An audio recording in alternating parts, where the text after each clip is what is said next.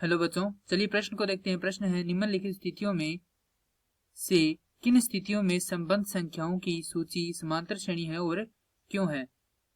हमें स्थिति दी गई है, प्रत्येक मीटर की खुदाई के बाद एक कुआं खोदने में आई लागत है, जबकि प्रथम मीटर खुदाई की लागत 150 है और बाद में प्रत्येक मीटर की खुदाई के लिए लागत 50 रुपए बढ़ती जाती है।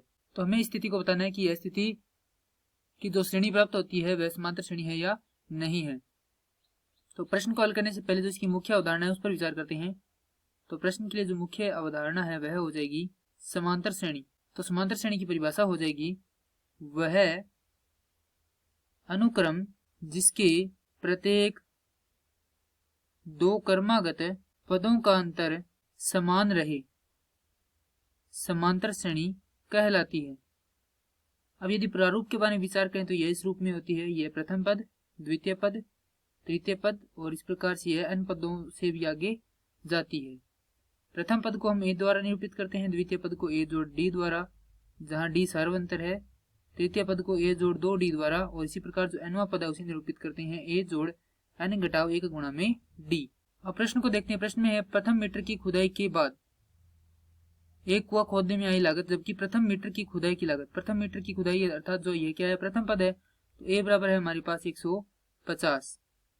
तो यहां से यदि हम देखें तो ए का मान हमारे पास 150 प्राप्त होता है, यहाँ पे 150 लिख देते हैं, कोमा 150 जोड़ डी।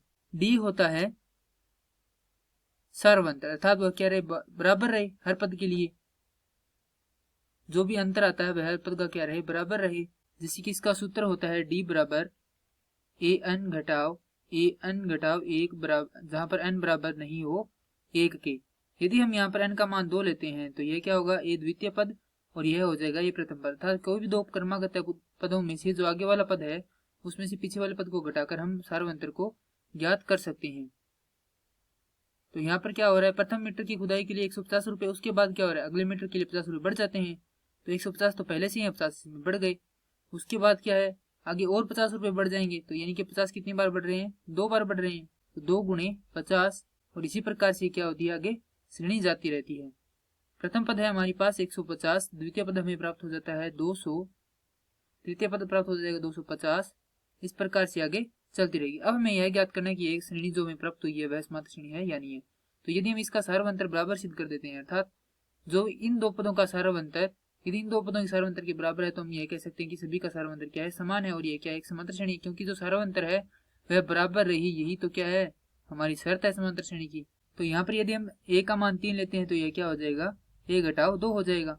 अब जो मान यहाँ पे है वह रख देते हैं। द्वितीय पद का मान हमारे पास है 200 घटाव प्रथम पद है हमारे पास 150, और इसी प्रकार इसको हल करेंगे तो यहाँ पे है 250 घटाव 200, क्योंकि द्वितीय पद का मान है 200।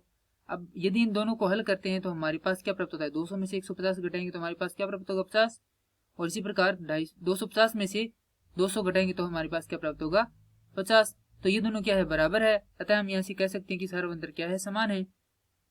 उपरोक्त श्रेणी के लिए सार्वंतर समान है, अतः यह एक समांतर श्रेणी है जिसका सार्वंतर डी बराबर 50 है। और प्रश्न में हमसे यही पूछा गया था कि यह समांतर श्रेणी है या नहीं है, तो अतः इसका उत्तर हो जाएगा कि यह एक समांतर श्रेणी है, क्योंकि इसका सार्वंतर क्या है बराबर है। मैं आशा करता हूं कि यह प्रश्न आपको समझ में आया होगा। धन्यवाद।